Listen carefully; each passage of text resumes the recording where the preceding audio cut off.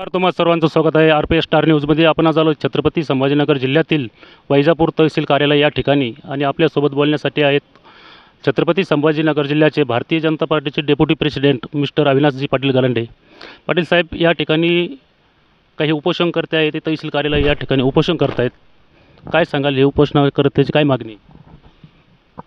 आज वैजापूर तहसील कार्यालय या ठिकाणी रिपब्लिकन सेनेचे जिल्ह्याचे उपाध्यक्ष आणि आमच्या मालगावचे भूमिपुत्र सन्माननीय अंबादासजी जाधव साहेब यांच्या नेतृत्वाखाली त्यांचे सर्व पदाधिकारी मंडळी या ठिकाणी आपल्या वैजापूर तालुक्यातील 14 गावांसाठी रामकृष्ण उपसा जलसिंचन योजना जी स्वर्गीय आपल्या जिल्ह्याचे माजी खासदार रामकृष्ण बाबा पाटील यांच्या नेतृत्वाखाली त्या ठिकाणी कार्यान्वित झालेली होती आणि म्हणून त्या योजनेची आत्ताच नुकतेच राज्य शासनाने 64 कोटी 67 लाख रुपये कर्जमाफी केलेली आहे. त्यानंतर छत्रपती संभाजीनगर जिल्हा मध्यवर्ती सहकारी बँकेने जी काही त्या रकमेची व्याजाची रक्कम जी होती ती जवळजवळ 145 कोटीपेक्षा अधिकची होती, ती रक्कम या ठिकाणी माफ केली आहे. म्हणजे आता जो काही शेतकऱ्यांच्या सातबाऱ्यावर जो काही कर्जाचा बोजा होता तो आता नील झालेला आहे आणि म्हणून जी काय आता ही रामकृष्ण उपसा जलसिंचन योजना ही जीर्णावस्थेत त्या ठिकाणी पडून आहेत.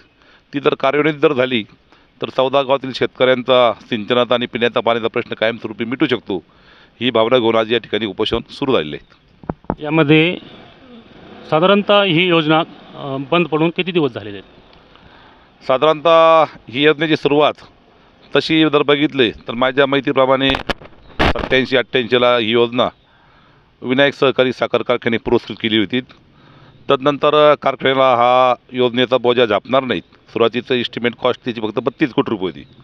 तदनंतर ॲक्च्युली ज्यावेळेस कामाची सुरुवात झाली त्यावेळेस या रकमेमध्ये वाढ झाल्यामुळं तदनंतर 4 सहकारी संस्थेची स्थापना त्या ठिकाणी करण्यात आली आणि शेतकऱ्यांच्या सातबाऱ्यावर त्या ठिकाणी कर्ज घेऊन ही योजना माझ्या माहितीप्रमाणे 91-92 या आर्थिक वर्षामध्ये सुरू झाली आणि त्या योजनेची चाचणी आणि एक 2-3 रोटेशन म्हणता येईल अशा पद्धतीनं एक 98-99पर्यंत योजना चालली आणि तदनंतर ती बंद पडली.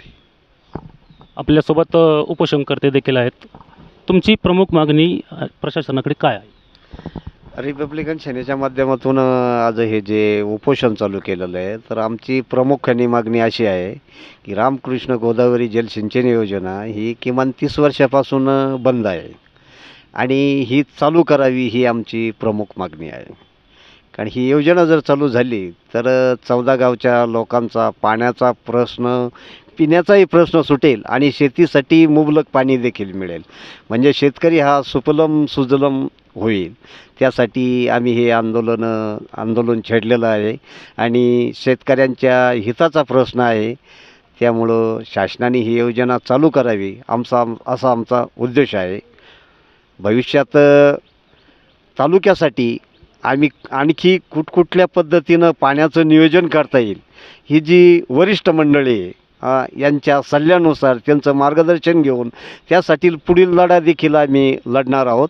आणि यासाठी आजचं जे उपोषण चालू आहे हे उपोषण पूर्णत्वास नेणार आहे आणि शेतकऱ्यांना रिपब्लिकन सेनेच्या माध्यमातून न्याय देण्याचा प्रयत्न करणार आहोत.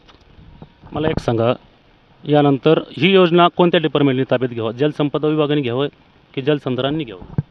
ही योजना जलसंपादन विभागाने ताब्यात घ्यावी जेणेकरून त्या माध्यमातून ह्या योजनेचा व्यवस्थित कार्यरत करता येईल. आपल्यासोबत उपोषणकर्ते होते, भारतीय जनता पार्टीचे डेप्युटी प्रेसिडेंट ते देखील होते. या ठिकाणी या उपोषणकर्त्याच्या प्रयत्नाला आणि अट्टहासाला यश येवो हीच RPS स्टार न्यूज अपेक्षा.